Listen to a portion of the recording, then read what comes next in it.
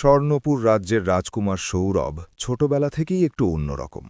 যখন তার সমবয়সী রাজপুত্ররা শিকারে গিয়ে বুনো শুয়োর বা হরিণ মারতে ব্যস্ত থাকত, সৌরভ তখন একা ঘোড়া নিয়ে বেরিয়ে পড়ত রাজ্যের সীমানার একদম শেষ প্রান্তে, যেখানে আকাশ পাহাড়ের পিঠে হেলান দিয়ে থাকে। তার চোখে থাকত এক অজানা তৃষ্ণা, যেন এই মাটির পৃথিবীর বাইরেও আরও কিছু আছে যা তাকে ডাকছে। রাজপ্রাসাদের বিলাসিতা, দাসদাসী আর রাজকীয় আড়ম্বর তাকে টানে না, তাকে টানে উদাস বাতাস আর গহীন বনের নীরবতা। একদিন সৌরভ তার প্রিয় সাদা ঘোড়া তুফানকে নিয়ে এমন এক গভীর অরণ্যে প্রবেশ করল, যেখানে সূর্যের আলো পৌঁছতে ভয় পায়। বনটা এতই নিঝুম যে নিজের নিঃশ্বাসের শব্দেও সেখানে কানে তালা লাগিয়ে দেয়। বড় বড় গাছগুলো যেন আকাশের দিকে হাত বাড়িয়ে প্রাচীন কোনো রহস্য পাহারা দিচ্ছে।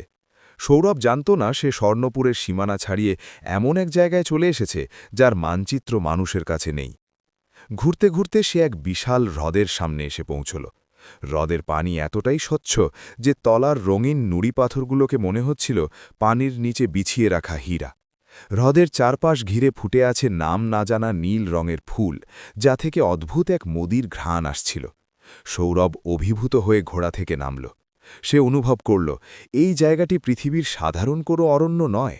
এখানে বাতাসের গতি আলাদা, এখানে সময়ের প্রবাহ যেন থমকে দাঁড়িয়েছে।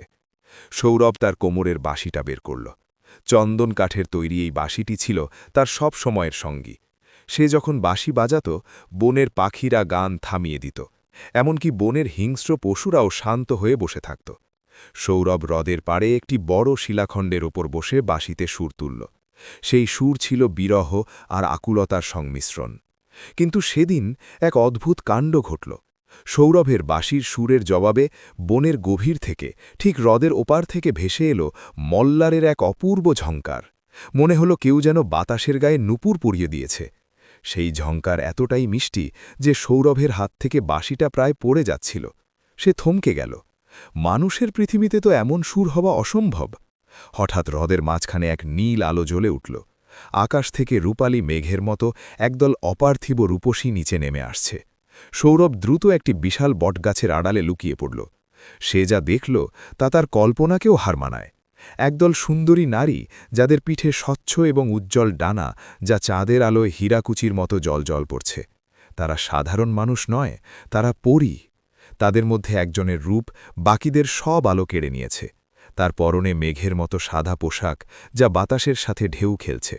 তার চুলগুলো পিঠ ছাপিয়ে কোমর পর্যন্ত নেমে গেছে, আর সেই চুলে গেঁথে রাখা আছে উজ্জ্বল কিছু নক্ষত্র। সেই হল পররাজ্যের রাজকন্যা এলিনা। এলিনা যখন হ্রদের পানিতে পা রাখল, স্বচ্ছ পানিগুলো খুশিতে নেচে উঠল। ছোট ছোট ঢেউগুলো তার পা ধুয়ে দিতে লাগল। সৌরভ মন্ত্রমুগ্ধ হয়ে দেখছিল। সে ভুলে গেল যে সে একজন মানুষ, ভুলে গেল তার স্বর্ণপুর রাজ্যের কথা। তার মনে হল সারা জীবন এই গাছের আড়ালে বসেই সে কাটিয়ে দিতে পারে, কেবল এই দৃশ্য দেখার জন্য। এলিনা তার ডানার এক ঝাপটায় আকাশের দিকে কিছুটা উঁচুতে ভেসে উঠে একটা অদ্ভুত সুরে গান গাইতে শুরু করল।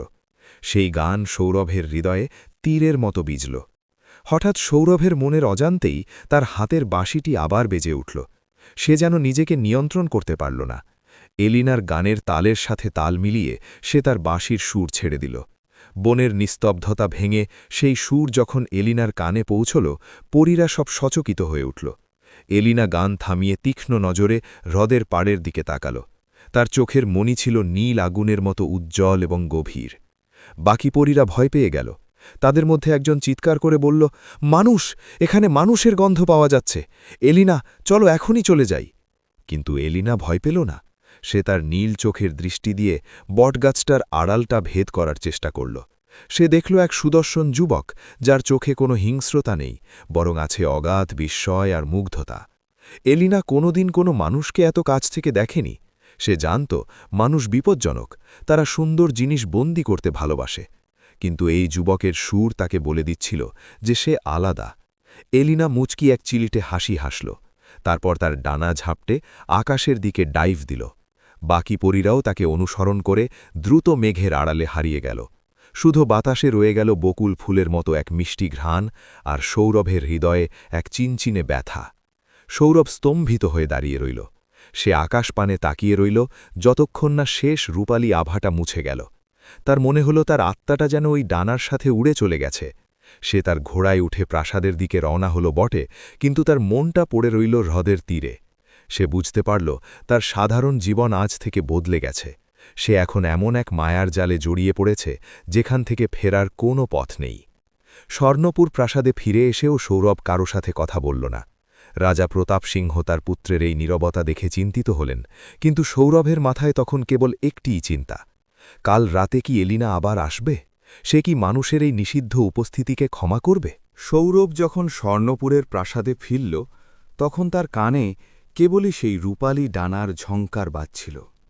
সারা রাত সে বিছানায় এপাশ ওপাশ অড়ল।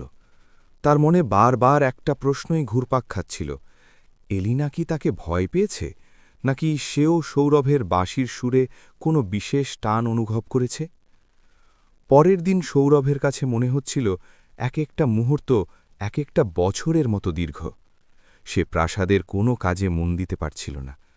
সেনাপতি বিক্রম কয়েকবার তার কাছে যুদ্ধের প্রস্তুতির খবর দিতে এসেছিল, কিন্তু সৌরভ উদাস নয়নে জানালার বাইরে তাকিয়েছিল।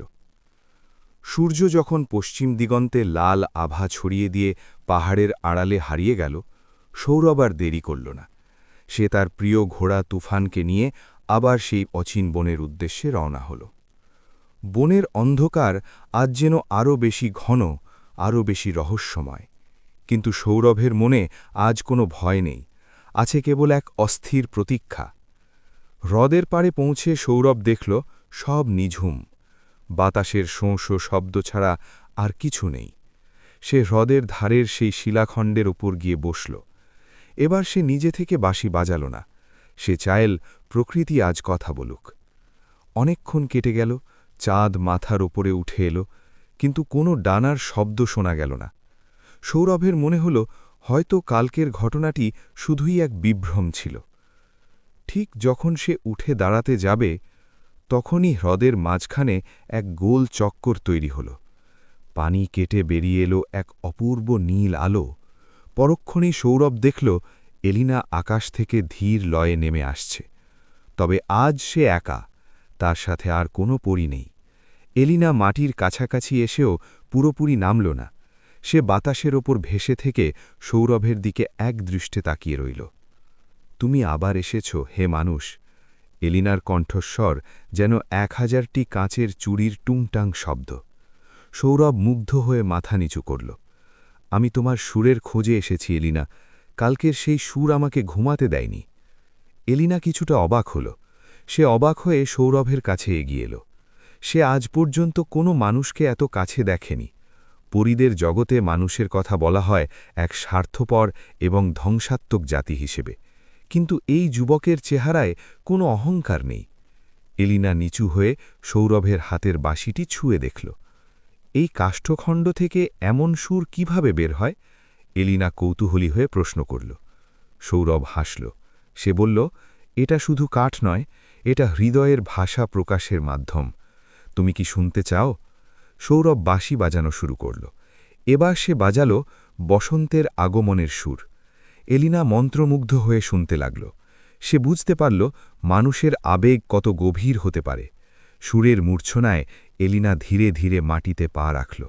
তার পা মাটিতে স্পর্শ করতেই চারপাশের মৃত ঘাসগুলো যেন সজীব হয়ে সবুজ বর্ণ ধারণ করল। তারা হ্রদের ধারে পাশাপাশি বসে অনেক গল্প করল। এলিনা জানালো তাদের জগৎ সম্পর্কে। সে বলল, আমাদের রাজ্য মেঘের ওপরে, যেখানে বার্ধক্য নেই, রোগ নেই, নেই কোনো হিংসা। আমরা তারার আলো দিয়ে কাপল বুনি আর চাঁদের হাসি দিয়ে ঘর সাজাই। সৌরভ বিনিময় শোনাল মানুষের জগতের গল্প। সে শোনাল মাটির সোদা গন্ধের কথা, বর্ষার বৃষ্টির শব্দ আর মানুষের ভালোবাসার কথা। সে বলল, আমাদের জগতে দুঃখ আছে, মৃত্যু আছে, কিন্তু আছে একে অপরের জন্য মায়া। এই মায়াই আমাদের জগৎকে সুন্দর করে রাখে। কথার মাঝে সৌরভ লক্ষ্য করল এলিনার ডানার রং বদলে যাচ্ছে। যখন সে খুশি হচ্ছে, ডানাগুলো উজ্জ্বল নীল হয়ে যাচ্ছে, আর যখন সে বিষণ্ণ হচ্ছে, তখন সেগুলো ফ্যাকাশে হয়ে যাচ্ছে। এলিনা হঠাৎ একটু গম্ভীর হয়ে বলল, সৌরভ, আমাদের এই মেলামেশা যদি আমার পিতা পরিরাজ আলতামাস জানতে পারেন তবে বিপর্যয় নেমে আসবে। পরীদের সাথে মানুষের প্রেম চিরকাল নিষিদ্ধ। তোমাদের জন্য আমাদের পাখা কেটে নেওয়া হয়, আর আমাদের স্পর্শ করলে মানুষের আয়ু ফুরিয়ে যায়। সৌরভ এলিনার হাত ধরার সাহস দেখালো ঠিকই, কিন্তু সে তার চোখের দিকে তাকিয়ে দৃঢ় স্বরে বলল, যদি এক মুহূর্তের জন্য তোমাকে ছুঁয়ে আমার মৃত্যু হয়, আমি সেই মৃত্যুকেও আলিঙ্গন করতে রাজি আছি। আমি জানি না এটা প্রেম কিনা, কিন্তু আমি জানি তোমাকে ছাড়া আমার এই স্বর্ণপুর রাজ্য এখন এক মরুভূমি। এলিনা সৌরভের কথা শুনে এক অদ্ভুত কম্পন অনুভব করল। তার স্বর্গীয় হৃদয়ে প্রথমবার মানুষের প্রতি অনুরাগের জন্ম নিল। সে তার গলার হাড় থেকে একটি ছোট্ট নীল রঙের পাথর বের করে সৌরভের হাতে দিল। এটি একটি নীলমণি। যদি কখনো কোনো বিপদে পড়ো বা আমার খুব প্রয়োজন হয়, এই পাথরে ফু দিও। আমি যেখানেই থাকি তোমার সংকেত পেয়ে চলে আসব। কিন্তু মনে রেখো সৌরভ, এই পাথরটি যেন কারো নজরে না পড়ে। পৃথিবীর মানুষ বড় লোভী, তারা এই জাদুকরী শক্তির দখল নিতে চাইবে। সৌরভ পাথরটি যত্নে তার রুমালের ভেতরে মুড়ে নিল। রাত শেষ হওয়ার পথে, ভোরের আলো ফুটতেই এলিনাকে চলে যেতে হবে। সে বিদায় নেওয়ার আগে সৌরভের কপালে তার ডানার একটি হালকা ঝাপটা দিল। সৌরভের মনে হল সে যেন এক শীতল জান্নাতি পরশ পেল। কিন্তু তারা কেউই জানল না, হ্রদের ওপারে ঘন ঝোপের আড়ালে একজোড়া চোখ জলজল করছিল। সেনাপতি বিক্রম গোপনে রাজকুমারকে অনুসরণ করে সেখানে এসেছিল। সে যা দেখল তাতে তার কুটিল মস্তিষ্ক সক্রিয় হয়ে উঠল। সে ভাবল, রাজকুমার এক ডাইনির মায়ায় পড়েছে। এই সুযোগ, রাজাকে বুঝিয়ে রাজকুমারকে রাজ্য থেকে নির্বাসিত করতে পারলেই স্বর্ণপুরের সিংহাসন আমার হবে। এলিনা আকাশে উড়ে গেল। সৌরভ স্যার ফিরে যাওয়ার পথের দিকে তাকিয়ে রইল যতক্ষণ না সে মেঘের আড়ালে হারিয়ে গেল। সৌরভ জানত এই সুন্দর রাতের পর তার জন্য এক ভয়াবহ ঝড় অপেক্ষা করছে। ভোরের আলো তখনও স্বর্ণপুর প্রাসাদের চূড়ায় ঠিকমতো পৌঁছায়নি, কিন্তু সেনাপতি বিক্রমের মনে কুটিলতার সূর্য অনেক আগেই চড়ে গেছে। সে হ্রদের পাড়ে যা দেখেছে তা সাধারণ কোনো ঘটনা নয়। রাজকুমার এক অপার্থিব ডানাকাটা পরীর সাথে প্রেমে মত্ত। এই খবরটি রাজার কানে পৌঁছাতে পারলে সৌরভের ভাগ্য যে চিরতরে অন্ধকারে ডুবে যাবে সেটা বিক্রম ভালো করেই জানত। সৌরভ যখন ক্লান্ত অথচ প্রশান্ত মন নিয়ে প্রাসাদের ফটক দিয়ে প্রবেশ করল, সে দেখল রক্ষীদের সংখ্যা আজ স্বাভাবিকের চেয়ে বেশি। সে নিজের কক্ষে গিয়ে এলিনা দেওয়া সেই নীল পাথরটি একটি রেশমি কাপড়ে মুড়িয়ে তার বুকের কাছে লুকিয়ে রাখল। কিন্তু সে জানত না তার প্রতিটি পদক্ষেপ আজ নজরবন্দি। সকাল হতেই রাজদরবার থেকে তলব এল। রাজা প্রতাপ সিংহ সিংহাসনে বসে আছেন। তার মুখাবয়ব পাথরের মতো শক্ত। পাশে দাঁড়িয়ে আছে সেনাপতি বিক্রম, তার চোখে এক বিজয়ী হাসি। সৌরভ দরবারে প্রবেশ করে মাথা নত করে অভিবাদন জানাল। সৌরভ, রাজার কণ্ঠস্বর প্রাসাদের বিশাল হলের দেওয়ালে প্রতিধ্বনিত হল। গত কয়েক রাত ধরে তুমি রাজ্য ছেড়ে কোথায় যাচ্ছ? প্রজারা বলাবলি করছে স্বর্ণপুরের রাজকুমার নাকি কোনো এক অশুভ মায়ার জালে আটকা পড়েছে। সৌরভ শান্তভাবে উত্তর দিল, পিতৃদেব, আমি কেবল বনের নির্জনতায় একটু শান্তি খুঁজতে যাই। সেখানে কোনো অশুভ শক্তি নেই। ঠিক এই মুহূর্তে বিক্রম এগিয়ে এল। সে এক তাচ্ছিল্যের হাসি দিয়ে বলল, শান্তি নাকি কোনো ডাইনির মায়া রাজকুমার? মহারাজ, আমি নিজের চোখে দেখেছি রাজকুমার এক ডানাওয়ালা অদ্ভুত প্রাণীর সাথে গভীর রাত পর্যন্ত কথা বলেন। সেই প্রাণীটি তাকে বশ করে ফেলেছে। সে সাধারণ কোনো মানবী নয়, বরং আমাদের রাজ্যের জন্য এক বড় হুমকি। রাজা প্রতাপ সিংহ জাদুবিদ্যা বা কোনো অলৌকিক বিষয়কে চরম ঘৃণা করতেন। তিনি বিশ্বাস করতেন মানুষের বুদ্ধি আর তলোয়ারই হল শ্রেষ্ঠ শক্তি। তিনি গর্জন করে উঠলেন, সৌরভ, বিক্রম কি সত্যি বলছে? তুমি কি পরীদের সাথে মেলামেশা করছ? তুমি কি জানো না পরীরা মানুষের আয়ু শুষে নেয়? তারা আমাদের জগৎকে কেবল বিভ্রান্ত করতে আসে। সৌরভ মাথা উঁচু করে দাঁড়াল।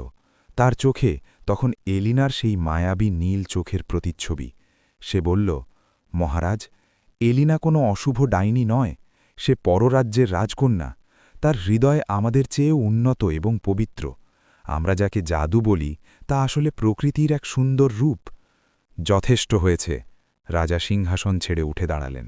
একজন পরীর পক্ষে ওকালতি করতে গিয়ে তুমি তোমার পিতাকে অপমান করছ। আজ থেকে তোমার প্রাসাদের বাইরে যাওয়া নিষিদ্ধ। তোমার কক্ষের চারদিকে 4 জন সশস্ত্র প্রহরী থাকবে। আর শোনো বিক্রম, আজ রাত থেকে হ্রদের চারপাশের বনে আমাদের শ্রেষ্ঠ তীরন্দাজদের মোতায়েন করো। যদি সেই পানাওয়ালা প্রাণীটিকে আকাশে দেখা যায়, তবে তাকে আটক করার প্রয়োজন নেই, সরাসরি বিষাক্ত তীর ছুঁড়ে মাটিতে নামিয়ে আনবে। সৌরভের বুকটা ধক করে উঠল। এলিনা যদি আজ রাতে তাকে খুঁজতে আসে, তবে বিষাক্ত তীর তার কোমল ডানাগুলোকে ক্ষতবিক্ষত করে দেবে। সে চিৎকার করে বলতে চাইল না, কিন্তু রাজার রক্ষীরা তাকে টেনে হিঁচড়ে তার কক্ষে নিয়ে গেল। কক্ষের ভারী দরজা বাইরে থেকে তালাবদ্ধ করে দেওয়া হলো। সৌরভ তার কক্ষের জানালা দিয়ে আকাশের দিকে তাকিয়ে রইল। আকাশ আজ খুব মেঘলা। সে তার বুকের কাছে থাকা সেই নীল পাথরটি বের করল। পাথরটি এখন দপদপ করে জ্বলছে, যেন এলিনাও দূর থেকে কোনো বিপদের সংকেত পাচ্ছে। সৌরভ জানত, সে যদি পাথরটিতে ফু দেয়, তবে এলিনার সাথে সাথে এখানে চলে আসবে। কিন্তু এখানে আসা মানেই তো মৃত্যুর মুখে পড়া। এদিকে পররাজ্যে এলিনাও অস্থির হয়ে পড়েছিল। সে তার বড় বোন আরণ্যিকে বলল, আপা, আমার মনটা খুব কাঁপছে। সৌরভের পৃথিবীর বাতাস আজ যেন খুব ভারী মনে হচ্ছে। আমি কি একবার নিচে যাব? আরণ্যি তাকে বাধা দিল, এলিনা, তুই সীমা লঙ্ঘন করছিস। বাবা যদি জানতে পারেন তুই মানুষের প্রেমে পড়েছিস, তবে তোকে অশ্রুসাগরে নির্বাসিত করবেন। আর মানুষরা বড় নিষ্ঠুর, তারা সুন্দর কিছু দেখলে সেটাকে খাঁচায় বন্দি করতে চায়। তুই যাস না। কিন্তু এলিনা কারও কথা শুনল না। সে জানত না, রাজপ্রাসাদের ছাদে বিক্রম তার সৈন্যদের নির্দেশ দিচ্ছে, মনে রেখো, লক্ষ্য যেন ভ্রষ্ট না হয়। পরীর রক্ত মাটিতে পড়লে নাকি সোনার খনি হয়, সেই রক্ত আমাদের চাই। রাত নামল। স্বর্ণপুর প্রাসাদের অন্ধকার কোণগুলো আজ তীরের ফলার মতো তীক্ষ্ণ হয়ে আছে। সৌরভ জানালার গড়াত ধরে দাঁড়িয়ে আছে। সে মনে মনে প্রার্থনা করছে, এলিনা যেন আজ না আসে। কিন্তু পরক্ষণেই সে দেখল, দূরে মেঘের আড়াল থেকে একটি রূপালী বিন্দু দ্রুত স্বর্ণপুরের দিকে এগিয়ে আসছে। এলিনা আসছে। সে কোনো বিপদ জানে না, সে শুধু জানে তার সৌরভের সাথে দেখা করা প্রয়োজন। সৌরভ পাগলের মতো দরজায় ধাক্কা দিতে লাগল, কিন্তু প্রহরী নিরুত্তর। সে দেখল, প্রাসাদের ছাদে তীরন্দাজরা তাদের ধনুক টেনে ধরছে। চাঁদের আলোয় তীরের ফলার বিষাক্ত নীল আভা দেখা যাচ্ছে। সৌরভ আর স্থির থাকতে পারল না। সে তার হাতের পাথরটি শক্ত করে ধরল। তাকে কিছু একটা করতেই হবে, নয়তো তার ভালোবাসার অপমৃত্যু ঘটবে নিজের চোখের সামনে। আকাশের মেঘ চিরে এলিনা যখন স্বর্ণপুরের প্রাসাদের ওপর দিয়ে উঠছিল, তখন তার মন এক অজানা আনন্দে মেতেছিল। সে ভেবেছিল, আজ সে সৌরভকে চমকে দেবে। তার ডানার রূপালী আভা রাতের অন্ধকারে এক অদ্ভুত জ্যোতির সৃষ্টি করছিল। কিন্তু সে জানত না, নিচে অন্ধকারের কালো চাদরে ঢেকে থাকা প্রাসাদের ছাদ থেকে কয়েকশো বিষাক্ত তীরের ফলা তার হৃৎস্পন্দন থামিয়ে দেওয়ার জন্য ওত পেতে আছে। সেনাপতি বিক্রম হাত তুলল, সৈন্যদের ইশারা করল তৈরি হওয়ার জন্য। সে নিচু স্বরে বলল, এখনই নয়, আর একটু কাছে আসতে দাও, ওর ডানার মাঝখানে নিশানা করো। এদিকে নিজের কক্ষের ভেতর সৌরভ বদ্ধ উন্মাদের মতো জানালার লোহার গরাতগুলো ধরে টানছিল। তার পেশিগুলো ফুলে উঠেছে, কপাল বেয়ে ঘাম ঝরছে। হঠাৎ এক হ্যাঁচকা টানে একটি গরাদ আলগা হয়ে গেল। সৌরভ বাইরে তাকিয়ে দেখল, এলিনা ঠিক প্রাসাদের উপর চলে এসেছে। সে চিৎকার করে বলতে চাইল, এলিনা, পালাও, ফিরে যাও। কিন্তু বাতাসের শোঁ শব্দে তার কণ্ঠস্বর বিলীন হয়ে গেল। ঠিক সেই মুহূর্তে বিক্রম চিৎকার করে আদেশ দিল, ছাড়ো! একসাথে ১০০টি তীর সাঁই সাঁই শব্দে বাতাসের বুক চিরে আকাশের দিকে ছুটে গেল। এলিনা কিছু বুঝে ওঠার আগেই দেখল, অসংখ্য কালো ছায়া তাকে ঘিরে ধরছে। সে দ্রুত নিজেকে বাঁচানোর জন্য ডানা ঝাপটে উপরে ওঠার চেষ্টা করল, কিন্তু একটি বিষাক্ত তীর তার বাম ডানার একদম গোড়ায় বিঁধে গেল। এক তীব্র যন্ত্রণায় আকাশ কাঁপিয়ে চিৎকার করে উঠল এলিনা। পরীর সেই আর্তনাদ স্বর্ণপুরের পাথুরে দেয়ালগুলোতে ধাক্কা খেয়ে ফিরে এলো। দ্বিতীয় আরেকটি তীর তার পায়ে বিঁধল। তার ডানাগুলো নিস্তেজ হয়ে এলো। রূপালী আভা দ্রুত ফ্যাকাশে হতে শুরু করল। এলিনা আর নিজেকে ধরে রাখতে পারল না। আকাশ থেকে এক টুকরো খসা নক্ষত্রের মতো সে নিচে পড়ে যেতে লাগল। না! সৌরভের কণ্ঠ থেকে এক পৈশাচিক চিৎকার বেরিয়ে এলো। সে জানালার ফাঁক দিয়ে নিজেকে গলিয়ে দিল। নিচে ছিল প্রাসাদের খাড়া দেয়াল, কিন্তু সেদিকে তার খেয়াল ছিল না। সে প্রাসাদের কার্নিস ধরে ঝুলে নিচে লাফ দিল। ভাগ্যক্রমে সে একটি বড় গাছের ঝোপের উপর পড়ল। শরীর ক্ষতবিক্ষত হলেও সে সময় নষ্ট করল না। প্রাসাদের পেছনের বাগানে যেখানে এলিনা আছড়ে পড়েছে সেখানে পৌঁছানোর জন্য সে দৌড়াতে লাগল। ওদিকে সেনাপতি বিক্রম তার সৈন্যদের নিয়ে মশাল জেলে সেদিকেই এগোচ্ছিল। বিক্রমের অট্টহাসি শোনা যাচ্ছিল, ধরা পড়েছে, ডানাওয়ালা জাদুকরি এবার আমাদের খাঁচায় বন্দী হবে। সৌরভ সৈন্যদের আগেই সেখানে পৌঁছে গেল। সে দেখল এলিনা ঘাসের ওপর পড়ে আছে, তার সাদা পোশাক রক্তে ভিজে লাল হয়ে গেছে, তার ডানাগুলো মাটিতে লুটিয়ে পড়েছে, যা একসময় হীরাকুচির মতো জ্বলত তা এখন ধুলোয় মলিন। এলিনা ধুঁকছিল, তার চোখের সেই নীল আগুন নিভে আসছে। এলিনা, চোখ খোলো এলিনা। সৌরভ তাকে দুহাতে আগলে ধরল। এলিনা কোনো মতে চোখ মেলে তাকাল। সৌরভের চোখে জল দেখে সে তার রক্তাক্ত হাত দিয়ে সৌরভের গাল স্পর্শ করার চেষ্টা করল। সে ক্ষীণস্বরে বলল, আমি আমি শুধু তোমাকে দেখতে এসেছিলাম সৌরভ। চুপ করো, আর কথা বলো না। সৌরভ তার কোমরের রুমাল দিয়ে এলিনার ক্ষতস্থান বাঁধার চেষ্টা করল, কিন্তু সে জানল মানুষের সাধারণ কাপড়ে পুরীর বিষাক্ত ক্ষত সারবে না। ঠিক তখন বিক্রম তার সৈন্যদের নিয়ে সেখানে হাজির হল। মশালের আলোয় চারপাশ আলোকিত হয়ে উঠল। বিক্রম তার তলোয়ার উঁচিয়ে বলল, রাজকুমার, এই অশুভ প্রাণীর পাশ থেকে সরে দাঁড়ান, রাজা একে বন্দী করার আদেশ দিয়েছেন। সৌরভ এলিনাকে এক হাতে জড়িয়ে ধরে অন্য হাতে নিজের তলোয়ার বের করল। তার চোখে তখন কোনো দয়া ছিল না, ছিল কেবল ধ্বংসের নেশা। সে গর্জন করে বলল, বিক্রম, এক পা এগোলে তোমার মাথা ধুলোয় লুটবে। ও কোনো অশুভ প্রাণী নয়, ও আমার প্রাণ। ওকে ছোঁয়ার আগে তোমাদের আমার লাশের ওপর দিয়ে যেতে হবে। সৈন্যরা দ্বিধায় পড়ে গেল, তারা তাদের রাজকুমারের ওপর অস্ত্র ধরতে অভ্যস্ত নয়। কিন্তু বিক্রম চিৎকার করে উঠল, রাজকুমার পাগল হয়ে গেছেন, ওকে সরিয়ে দাও আর পরীটাকে শিকল দিয়ে বাঁধো। সৌরভ একা ১ ডজন সৈন্যের সাথে লড়াই শুরু করল। তার এক হাতে এলিনা, অন্য হাতে তলোয়ার। সে জানত সে বেশিক্ষণ টিকতে পারবে না। এলিনার জীবন রক্ষার জন্য তাকে এখন অলৌকিক কিছুর সাহায্য নিতেই হবে। হঠাৎ তার মনে পড়ল সেই নীল পাথরের কথা। সৌরভ তলোয়ার চালাতে চালাতে পকেট থেকে নীল পাথরটি বের করল। সে তার সর্বশক্তি দিয়ে পাথরটিতে ফুজিল। সাথে সাথে পাথরটি থেকে এক তীব্র নীল রশ্মি আকাশের দিকে উঠে গেল। পুরো স্বর্ণপুর রাজ্য এক মুহূর্তের জন্য দিনের মতো আলোকিত হয়ে উঠল। বাতাসের গতি বেড়ে গেল শতগুণ। আকাশ থেকে মেঘেরা গর্জন করে নিচে নেমে এলো। বিক্রম আর তার সৈন্যরা সেই আলোর তেজে অন্ধ হয়ে মাটিতে পড়ে গেল। সৌরভ অনুভব করল এক শক্তিশালী উপস্থিতি। পর রাজ্যের রাজা, এলিনার পিতা আলতামাস তার বিশাল বাহিনী নিয়ে স্বর্ণপুরের আকাশে আবির্ভূত হয়েছেন। কিন্তু এলিনার পারবা কি এলিনাকে ক্ষমা করবেন, নাকি সৌরভের ওপর তার ক্রোধ নেমে আসবে? নীল পাথরের সেই তীব্র আলোকছটা যখন ম্লান হয়ে এলো, তখন স্বর্ণপুরের আকাশ আর আগের মতো ছিল না। মেঘের ভাঁজ থেকে নেমে এলো এক বিশাল স্বর্ণালী রথ, যা টেনে আনছে ডানাওয়ালা সাদা ঘোড়ার দল। রথের ওপর দাঁড়িয়ে আছেন পররাজ্যের অধিপতি রাজা আলতামাস। তার মাথায় হীরাখচিত মুকুট, হাতে এক বিশাল দণ্ড, যা থেকে বিদ্যুতের আভা বেরোচ্ছে।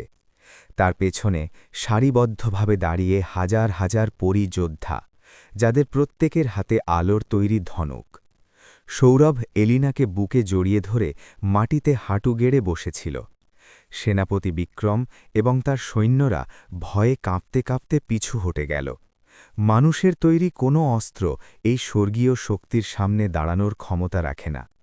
রাজা আলতামাস রথ থেকে নেমে ধীর লয়ে মাটির পৃথিবীতে পা রাখলেন। তার প্রতিটি পদক্ষেপে স্বর্ণপুরের মাটি কেঁপে উঠছিল। তিনি যখন দেখলেন তার প্রিয়তমা কন্যা এলিনা রক্তাক্ত অবস্থায় এক মানুষের কোলে পড়ে আছে, তখন তার ২ চোখ রাগে লাল হয়ে উঠল। মানুষ! রাজা আলতামাসের কণ্ঠস্বর বজ্রপাতের মতো শোনাল। তোমাদের এত বড় সাহস যে তোমরা পররাজ্যের রাজকন্যার গায়ে বিষাক্ত তীর চালালে? এই ধৃষ্টতার শাস্তি পুরো স্বর্ণপুরকে ভোগ করতে হবে। আমি আজই এই রাজ্যকে ধুলোয় মিশিয়ে দেব। সৌরভ মাথা উঁচু করল। তার চোখে ভয় নেই, আছে কেবল গভীর আরতি।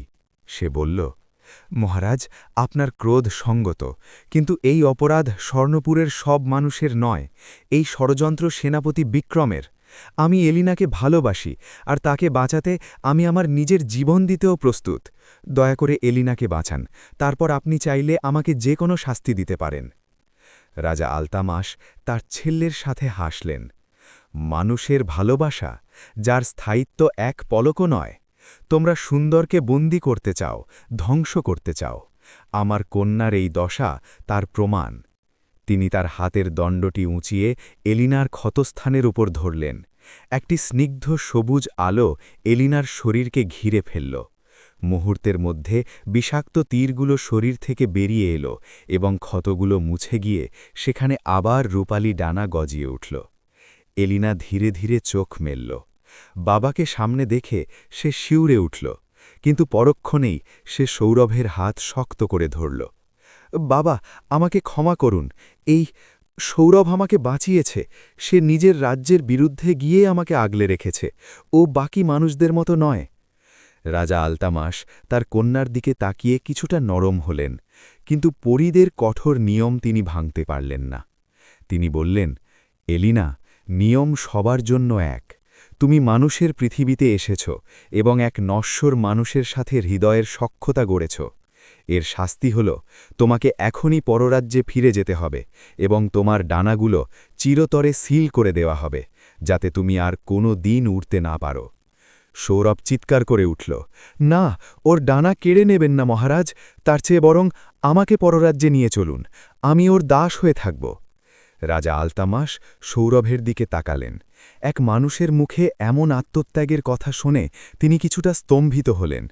তিনি বললেন, সৌরভ, পররাজ্যে মানুষের প্রবেশ নিষেধ। যদি তুমি সেখানে যাও তবে তুমি তোমার মানুষের পরিচয় হারাবে।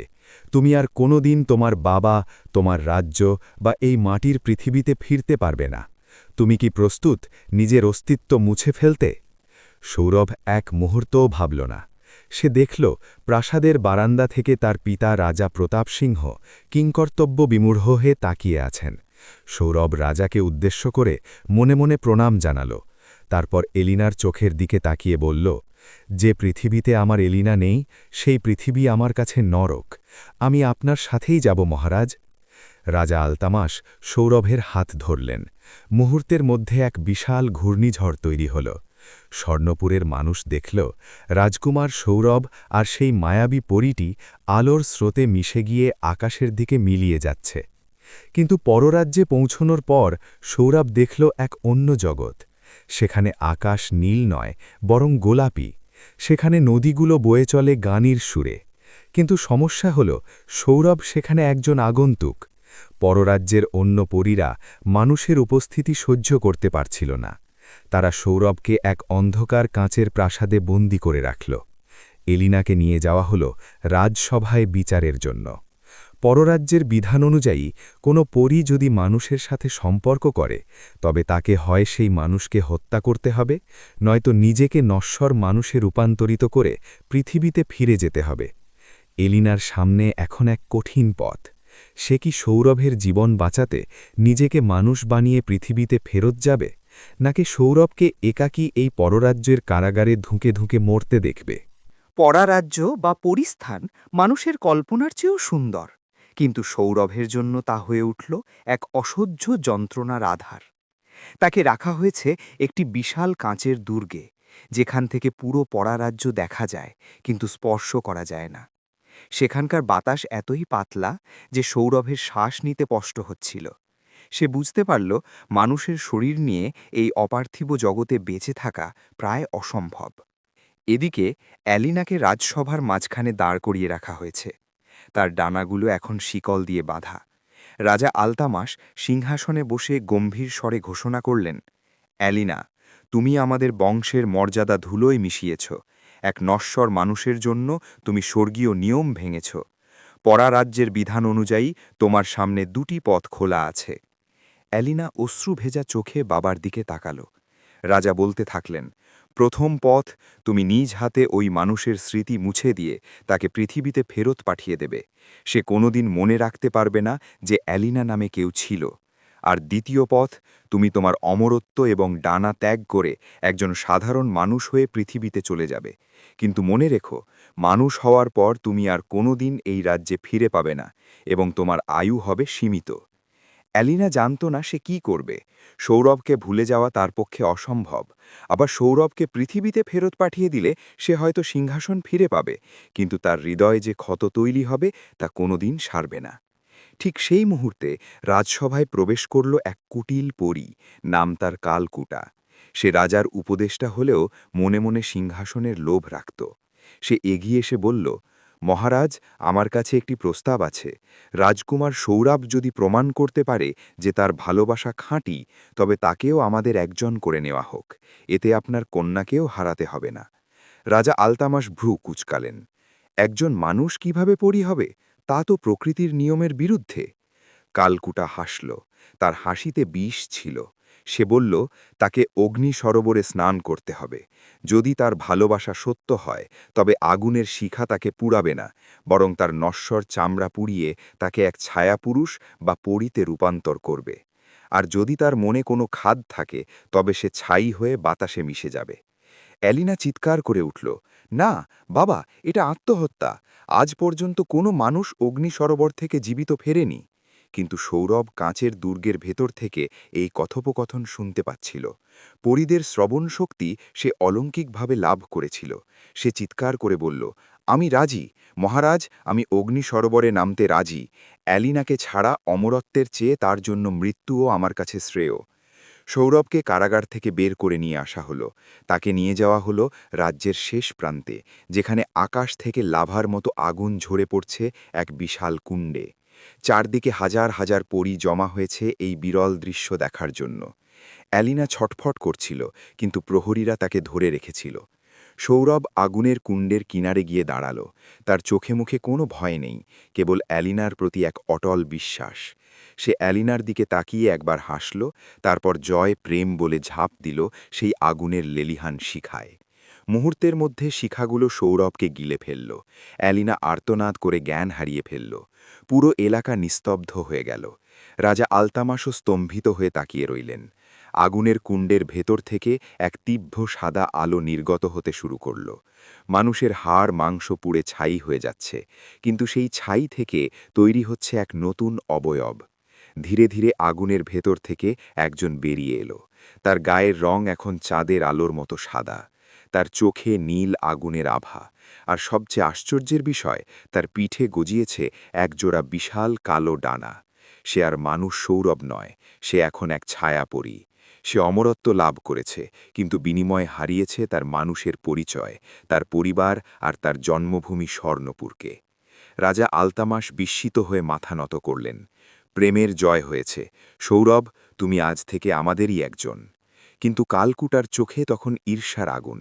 সে জানত সৌরভ পরী হয়ে যাওয়ায় অ্যালিনার সাথে তার বিয়ে আটকানো যাবে না।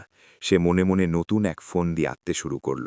সে জানত পরারাজ্যের এক গোপন বিষের কথা, যা দিয়ে এমনকি অমর পরীদেরও চিরনিদ্রায় পাঠিয়ে দেওয়া যায়। সৌরভ অ্যালিনাকে জড়িয়ে ধরল, কিন্তু সে অনুভব করল তার স্পর্শ এখন আগের মতো উষ্ণ নয়, বরং বরফের মতো শীতল। অমরত্ব পাওয়ার আনন্দ এক নিমিষেই ম্লান হয়ে গেল, যখন সে বুঝতে পারল সে এখন আর সৌরভ নয়, কেবল এক ছায়া। সৌরভ এখন আর রক্তমাংসের মানুষ নেই। অগ্নি সরোবরের দহন তার নশ্বর শরীরকে পুড়িয়ে তাকে এক শক্তিশালী ছায়া পুরীতে রূপান্তরিত করেছে। তার পিঠের কালো ডানাগুলো যখন সে ঝাপটায়, তখন পুরো পরিস্থানে শীতল হাওয়া বয়ে যায়। এলিনা তাকে ফিরে পেয়েছে ঠিকই, কিন্তু সৌরভের চোখের দিকে তাকালে সে শিউরে ওঠে। সেই চোখে আর সেই চেনা মানুষের উষ্ণতা নেই, সেখানে এখন কেবল এক অনন্ত হাহাকার। রাজা আলতামাস তাদের বিয়ের ঘোষণা দিলেন। পুরো পরিরাজ্য উৎসবে মেতে উঠল। কিন্তু এই উৎসবের আড়ালে কালকুটা তার চূড়ান্ত চালটি চালল। সে জানত সৌরভের শরীরে এখনও মানুষের কিছু অবশিষ্টাংশ বা স্মৃতি রয়ে গেছে। সে একটি জাদুকরী পানীয় তৈরি করল, যার নাম বিস্মৃতির বিষ।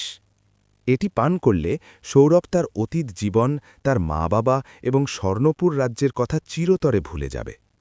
আর যদি সে ভুলে যায়, তবে সে হবে কেবল এক যন্ত্রমানব, যাকে কালকুটা নিজের ইচ্ছামতো নিয়ন্ত্রণ করতে পারবে। বিয়ের রাতে কালকুটা বন্ধু সেজে সৌরভের কাছে এলো।